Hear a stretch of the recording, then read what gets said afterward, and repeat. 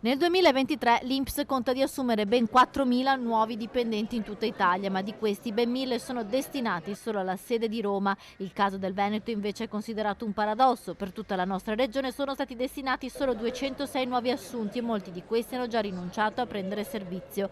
La carenza di personale nella sede principale di Padova mette a rischio quasi tutti i servizi al cittadino. Il problema è che noi abbiamo il personale in mobilità, i vincitori dell'ultimo concorso che se ne andranno a fronte dei nuovi assunti e i nuovi assunti non riusciranno a sopperire a questa mobilità. Quindi andranno giù nelle loro sedi, diciamo, di appartenenza nuova, persone già formate a fronte di nuovi assunti da formare di nuovo. Quindi le sedi del nord, il Veneto in particolare, si ritroverà una carenza strutturale peggiore di quanto è avvenuto 3 anni fa. C'è poi la situazione delle agenzie di Este, Piove di Sacco, Cittadella e Campo San Piero, dove è prevista la riduzione delle risorse locali tra pensionamenti e mobilità in altre sedi, spostamenti che potrebbero portare alla chiusura di alcuni sportelli nella sede provinciale di Padova. Noi dovremmo avere almeno 200 persone in sede, poi ci sono altre 50, diciamo, perché ci sono 4 sedi periferiche, Este, Cittadella, Campo San Piero e Piove di Sacco.